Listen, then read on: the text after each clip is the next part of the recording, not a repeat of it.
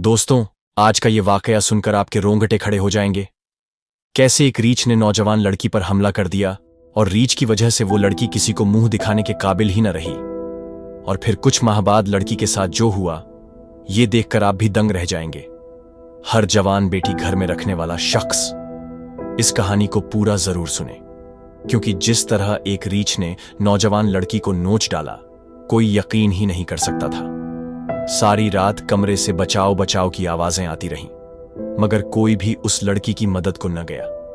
ये पूरा वाकया आपको तफसील से बताते चलें कि आज मियां वाली शहर की मस्जिद में सुबह सुबह ये ऐलान गूंजा कि नूर खान कसाई वफात पा चुका है, जिसकी नमाज़े जनाजा शाम 5 बजे अदा की जाएगी। लोग जो सुबह सुबह अपने घरों से काम कारोबार के लिए निकल रहे थे, ये ऐलान सुनकर उनके कदम रुक गए। पहले तो उन्हें यह महसूस हुआ कि शायद ये ऐलान गलत हुआ है, या फिर उन्होंने नाम गलत सुना है। नूर खान कसाई को भला कैसे कुछ हो सकता है। अभी कल शाम ही तो नूर खान कसाई अपनी दुकान पर बैठा गोश्त बेच रहा था।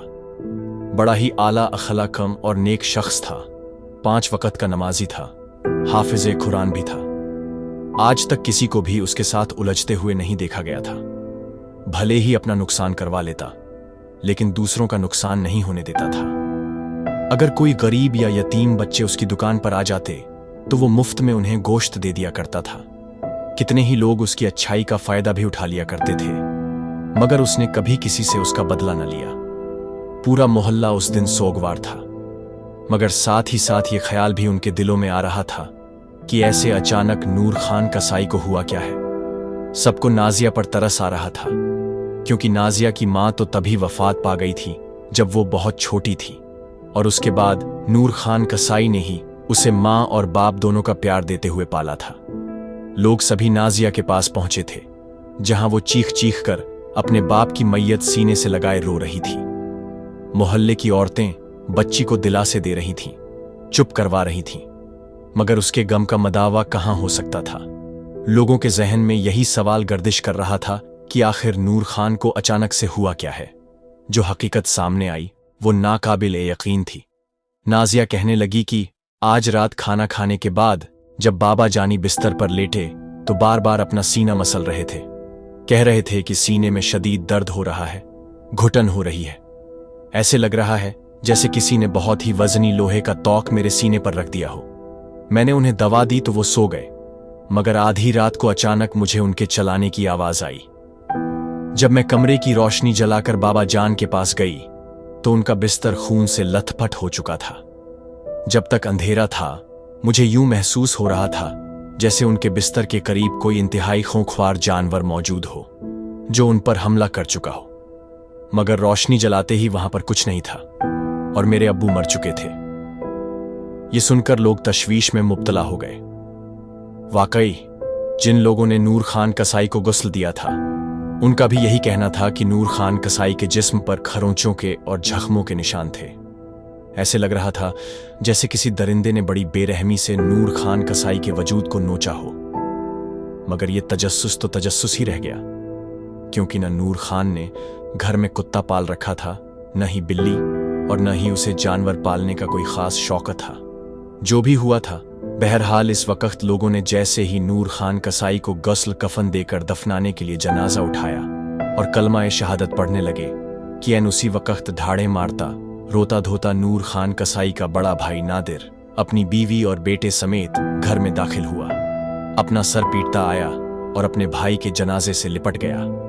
फूट फूट कर कहने लगा, मेरा भाई तो कहां चला गया? खुदा के वास्ते एक मर्तबा आंखें खोलकर मुझे देख ले, मैं तुझसे मिलने आया हूं। खुदा गवाह है, पिछले 10 दिनों से मुझे मुसलसल इस तरह के ख्वाब आ रहे थे कि तुम मुझसे माफी मांग रहे हो, मेरे कदमों में गिरकर घुटनों के बल बैठकर रोते हुए कह रहे हो, मेरे भाई मुझे माफ कर दे, मुझसे गलती हो गई। और मैं तुझे अपने घुटनों से उठाकर अपने सीने से लगा रहा हूं। मैं तो इसी इंतजार में था कि शायद तेरी तरफ से कोई कॉल आएगी, लेकिन देखो कॉल आई भी तो क्या कि तू हमें छोड़कर जा चुका है। बड़ा भाई रोते हुए नूर खान कसाई को अपने सीने से लगाकर बेइंतहा रो रहा था। ये आंसू सच्चे थे या फिर मगरमच्छ के आंसू, आस पड़ोस के लोग तो न जान सके, मगर सामने बैठी नाजिया खूब जान चुकी थी। इस वक्त उसके बाप की मैयत उसके सामने पड़ी थी, इसलिए वो कुछ कर नहीं सकी थी।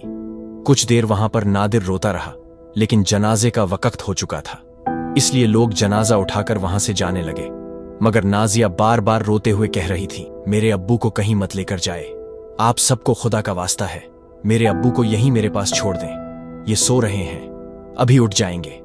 नाजिया की ताई और मोहल्ले की औरतों ने उसे पकड़कर दिलासा दिया और यूं नूर खान कसाई को मनो मिट्टी तले दफना दिया गया। कई लोगों के जहन में ये सवाल गर्दिश कर रहे थे कि आखिर ऐसे अचानक ये सब कुछ कैसे हो गया। नूर खान कसाई तो अपने अगले जहान पहुंच चुका था, मगर लोग यही सोचकर परेशान थे कि नाजिया जवान लड़की है, आखिर कहां जाएगी। लेकिन फिर जब नादिर और उसकी बीवी को देखा तो लोगों को यह तसल्ली हो गई कि ताया है, लड़की को संभाल लेगा। धीरे धीरे सभी लोग अपने अपने घरों को जाने लगे। रात को मर्दों की बैठक लगी हुई थी। नादिर सबके सामने अभी भी रोता हुआ आंसू बहा रहा था, बचपन की यादें ताजा करते हुए रो रो कर लोगों को अपने साथ रोने पर मजबूर कर रहा था। तभी एक शख्स ने फिर कहा, नूर खान पर आखिर किस चीज ने हमला किया है? मुझे तो ये कुछ और ही चक्कर लगता है।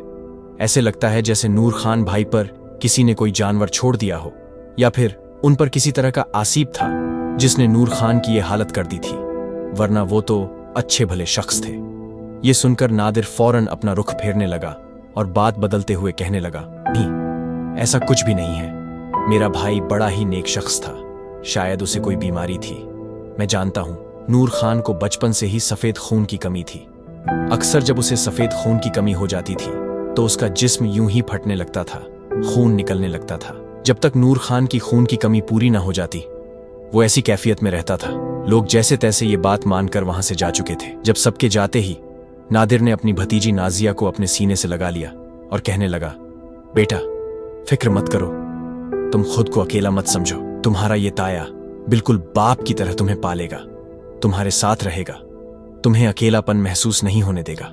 नाजिया इस वक्त पहले तो अपने ताया के बारे में बदगुमान थी, लेकिन जब उसने अपने ताया को यूं रोते देखा तो धीरे धीरे उसे भी एहसास होने लगा कि शायद 5 साल अपने छोटे भाई नूर खान से दूर रहने की वजह से ताया को भी कुछ अक्ल आ चुकी है और वो सुधर चुके हैं। नाजिया ने उनके साथ उनके घर जाने से साफ इनकार कर दिया, लेकिन चंद रोज बाद जब ताया वापस अपने घर गए और अपना सामान उठाकर ले आए ताकि हमेशा हमेशा के लिए नाजिया के घर में शिफ्ट हो सकें, तो नाजिया को इससे भी कोई एतराज नहीं था, क्योंकि नूर खान कसाई ने कसाई की दुकान से अच्छा खासा पैसा कमा रखा था। घर भी ऐसा था कि जिसमें किसी चीज की कोई कमी नहीं थी, जरूरत की चीज इस घर में मौजूद थी।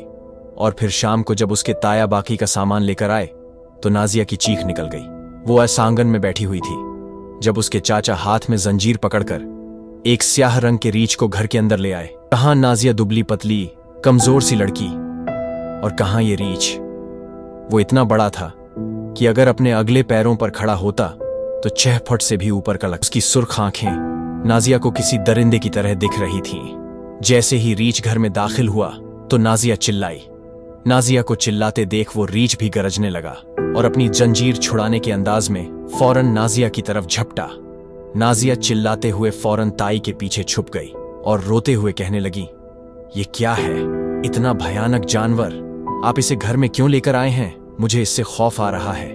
उस रात जब मेरे अब्बू की वफात हुई थी तो उनके कमरे से मुझे ऐसी भयानक गर्राने की आवाजें सुनाई दी थीं जैसे इसी रीछ की हों। नाजिया रोते हुए वो मंजर याद करके कहने लगी, जबकि ताई उसे सीने से लगाकर कहने लगी, अरे बेटा कैसी बातें कर रही हो, तुम्हारे ताया और हम अब हमेशा हमेशा के लिए यहाँ पर शिफ्ट हो चुके हैं। तुम्हारे ताया शहर में रहकर इस रीछ का करतब दिखाया करते थे और यही हमारा जरिया माश था। अब अगर हम हमेशा हमेशा के लिए तुम्हारे पास शिफ्ट हो रहे हैं तो इस रीछ को ऐसे तो नहीं छोड़ सकते। घर के कोने में रीछ को बांध दिया गया, जो बार बार गर्राते हुए नाजिया की तरफ आने की कोशिश कर रहा था।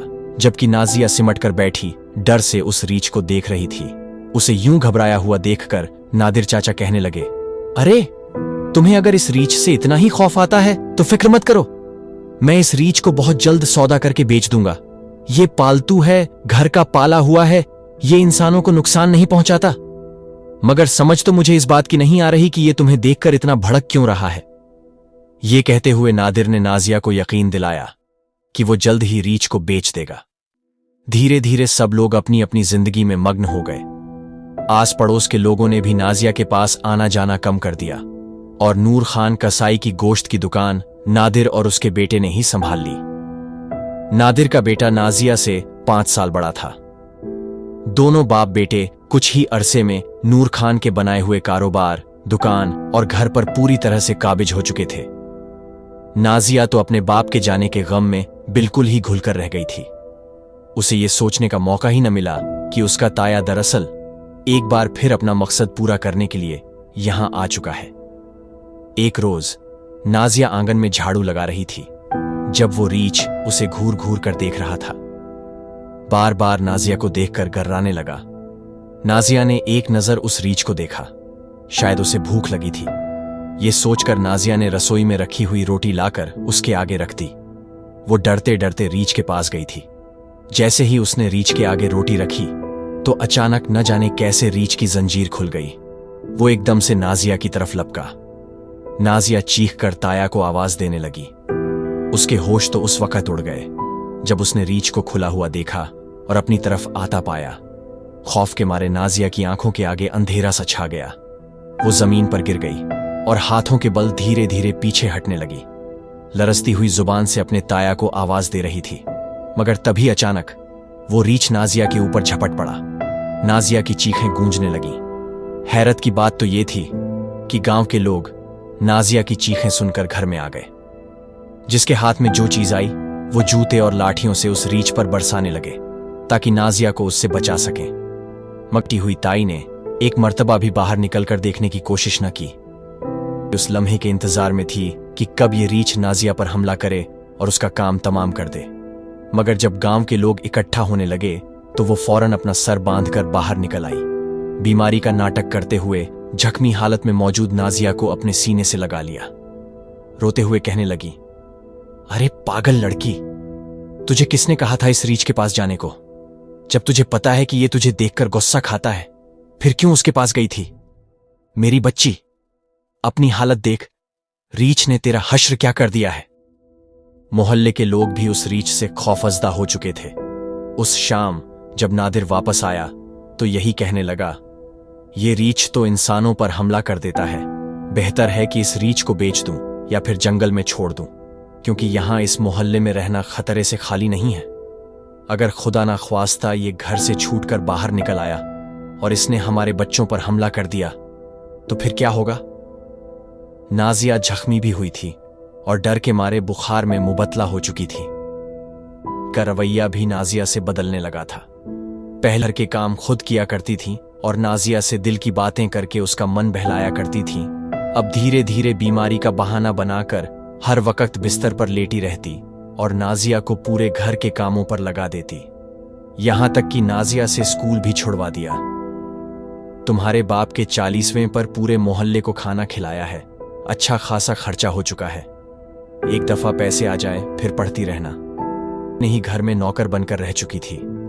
एक रोज वो रसोई में खड़ी खाना बना रही थी और दिल ही दिल में ये भी सोच रही थी कि वो अपने ताया और ताई से कह दे कि वो लोग अपने घर चले जाएं। यहां मोहल्ले के लोगों के साथ रह लेगी। वैसे भी मोहल्ले की औरतें बहुत अच्छी थीं। वो किसी को भी अपने साथ घर में सुला लेती। कोई भी उसे इनकार नहीं करने वाला था। ये घर उसका था और वो उसी घर में नौकरानी बन गई थी। जो भी था, अभी वो ये सब बातें सोच ही रही थी कि अचानक उसके कंधे पर एक हाथ आया। घबराकर जब उसने पीछे पलटकर देखा तो अहसन खड़ा था। अपने चाचा के बेटे को अपने इतने करीब खड़ा देखकर वो हड़बड़ा गई और कहने लगी, क्या बात है? क्या आपको कोई काम था मुझसे? हड़बड़ाते हुए अहसन ने आसपास देखा और फिर रसोई का दरवाजा बंद करके वो नाजिया के पास चला आया। दोनों हाथ नाजिया के कंधों पर रखकर कहने लगा, नाजिया, तुम नहीं जानती हो मैं तुमसे कितनी मोहब्बत करता हूं। मैं तुमसे शादी करना चाहता हूं। क्या तुम मेरी बीवी बनोगी? यकीन मानो, मैं तुम्हें बहुत खुश रखूंगा। मैं देख रहा हूं मेरी अम्मी और अब्बू का रवैया तुम्हारे साथ कितना बदल चुका है। वो तुम्हारे ही घर में तुमसे जानवरों जैसा काम करवाते रहते हैं। मगर तुम फिक्र मत करो, बस कुछ ही अरसे बाद मैं तुमसे शादी करके तुम्हें अपनी बीवी बना लूंगा और फिर तुम्हारे ऊपर अपनी मां को हुक्म चलाने नहीं दूंगा। ये सुनकर नाजिया के जिस्म में एक झुरझुरी सी आई। वो फौरन अहसन से पीछे हटी और कहने लगी, ये कैसी बातें कर रहे हैं आप? अहसन भाई, मैंने हमेशा आपको अपना बड़ा भाई माना है। आपको झेप नहीं देता कि आप मुझसे इस तरह की बातें करें। उस शाम जब सब दस्तरख्वान पर बैठे खाना खा रहे थे तो सबके सामने नाजिया कहने लगी, ताया, आप अपने इस रीच को लेकर वापस शहर क्यों नहीं चले जाते? वहां जाकर आप अपनी जिंदगी दोबारा से गुजारिए। मैं इस घर में अकेले रह लूंगी। पड़ोस की औरतें बिल्कुल मेरी फैमिली जैसी हैं, मेरा बहुत ख्याल रखेंगी। मेरे बाप ने सारी जिंदगी इतनी इज्जत तो जरूर कमाई है कि ये लोग मुझ पर आंच तक नहीं आने देंगे, लेकिन मुझे नहीं लगता कि आपको और यहां पर रहना चाहिए। इसके बाद बड़ी हठधर्मी से नाजिया ने उनको ये भी बता दिया कि आज सुबह किचन में आकर अहसन ने मुझसे ये बातें की हैं। ताया तो गुस्से से आग बबूला हो गया था। वहीं पर सारा खाना उलट दिया और गुस्से से अहसन को मारने लगा। अहसन को मार खाता देखकर नाजिया भी घबरा गई। ताया को मना करने लगी कि अहसन को मत मारिए, जबकि ताई दोनों हाथ जोड़कर रोते हुए कहने लगी, कैसी लड़की है तू? अरे बाप बेटे को लड़वा दिया, तुझे शर्म नहीं आई? अरे मैं तो सोच रही थी कि तुझे, इस बेसहारा को, अपनी बहू बनाकर अपने साथ शहर ले जाऊंगी, मगर तूने मेरे ही बेटे को अपने बाप से मार खिला दी। नादिर चाचा भी यही चाहता था कि किसी भी तरह नाजिया को अपनी बहू बनाकर ये जमीन, घर और गोश्त की दुकान अपने नाम करवा ले। आज से कई साल पहले भी तो छोटे भाई की तरकरकी से वो यूं ही जलता हुआ उसके पास आया था, मगर नूर खान कसाई ने मौके पर ही अपने बड़े भाई की आदत को भांपकर उससे हर रिश्ता नाता तोड़ दिया था। नादिर चाचा ने नाजिया के सर पर हाथ रखकर कहा, बेटा तू फिक्र मत कर, जब तक तेरा ताया जिंदा है तेरे साथ कुछ भी बुरा नहीं होगा। तेरी शादी तब तक नहीं होगी जब तक तू 18 साल की नहीं हो जाती। और अगर तुझे मेरा बेटा पसंद ना आया तो मैं तेरी शादी वहां करवा दूंगा जहां तू कहेगी। वो किसी भी तरह अपनी भतीजी को शीशे में उतारना चाहता था और इसमें कामयाब भी हो गया। जबकि वहीं गुस्से से लाल पीला होता अहसन बदले की आग में जलने लगा था। चंद रोज यूं ही गुजर गए। उस रात शदीद तूफानी बारिश हो रही थी।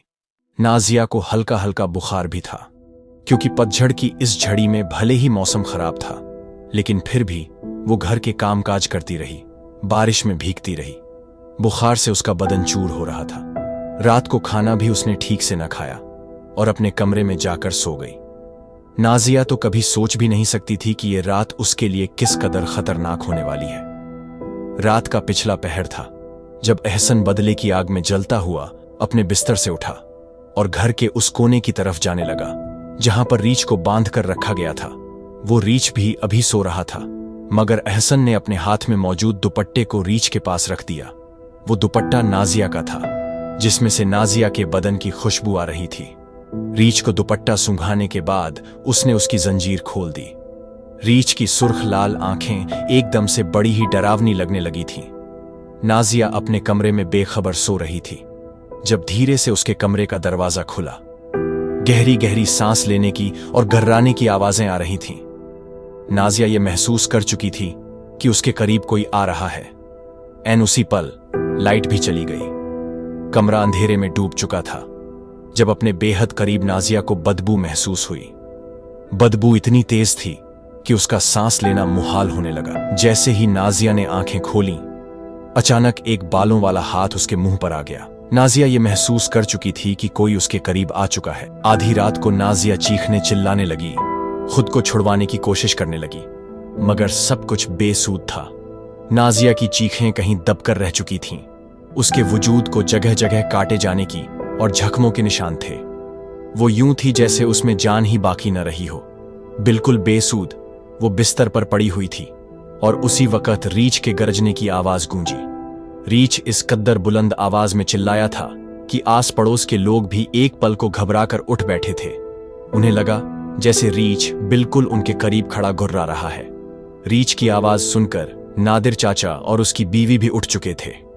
साथ वाले कमरे से आती आवाज पर दोनों मियां बीवी चौंक कर भागते हुए उस कमरे की तरफ आए। सारे प्लान के बारे में ताई तो पहले से ही जानती थी।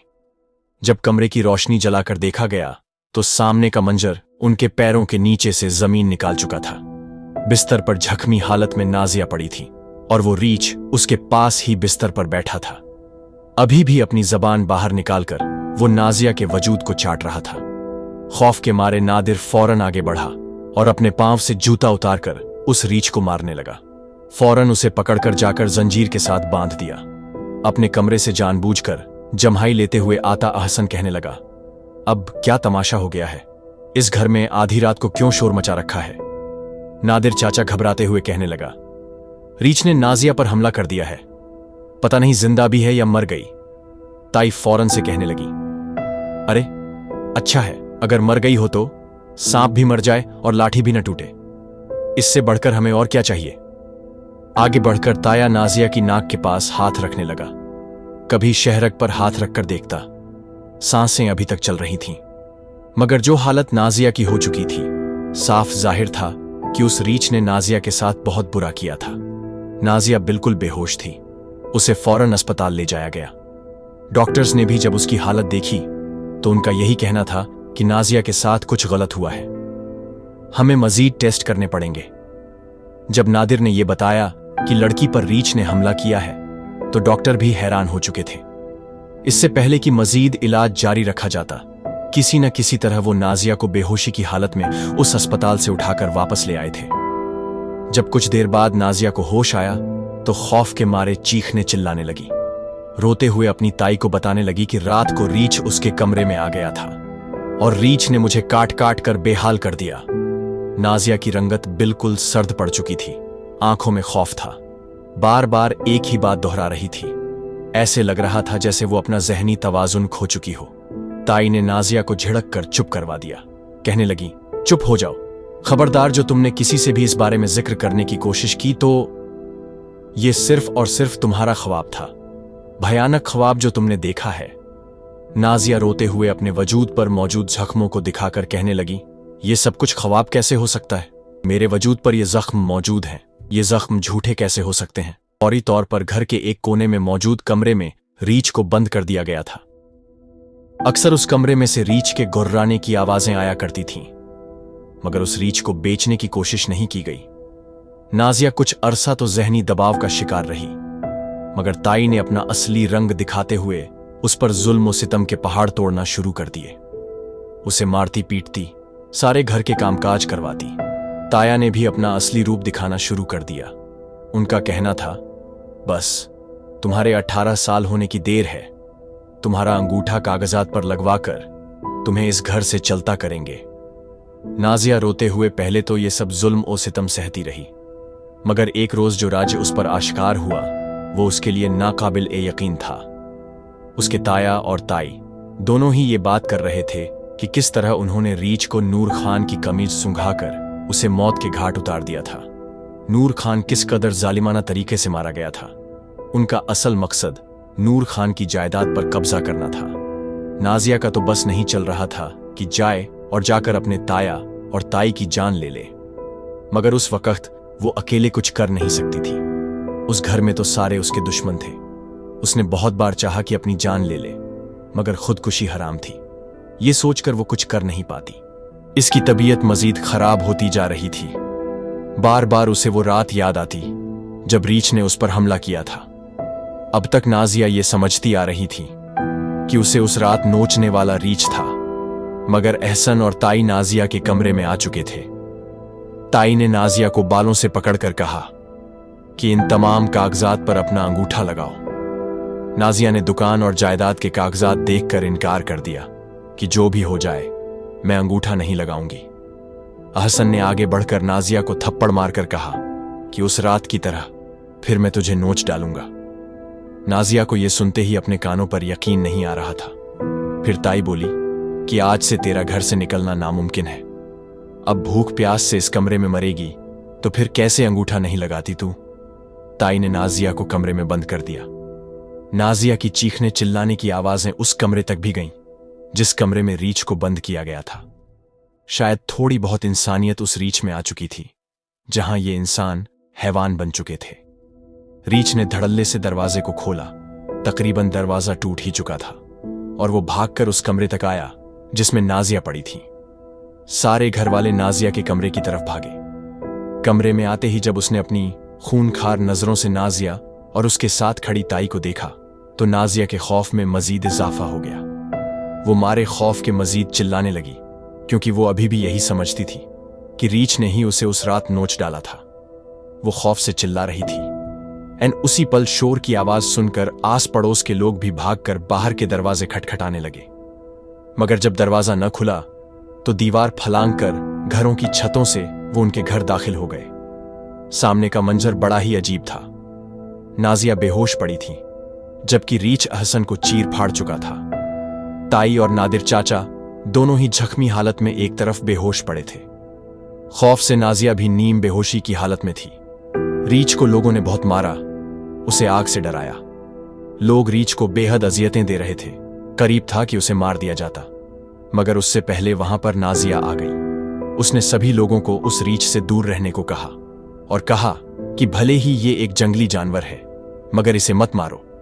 इसने मेरी जान बचाई है। मेरी ताई तो शायद मुझे मार चुकी होती, मगर इसने मेरे गुनहगारों को न सिर्फ कैफे किरदार तक पहुंचाया है, बल्कि मेरे साथ बुरा करने वालों को भी मारा है। इसने ये साबित कर दिया है कि असल गुनहगार ये नहीं, बल्कि मेरे अपने थे। इसके बाद उस रीछ को वहां से उस महकमे के सुपुर्द कर दिया गया जो उसका ख्याल रख सकते थे, जबकि अहसन तो पहले ही मेरे साथ ज्यादती की सजा पा चुका था।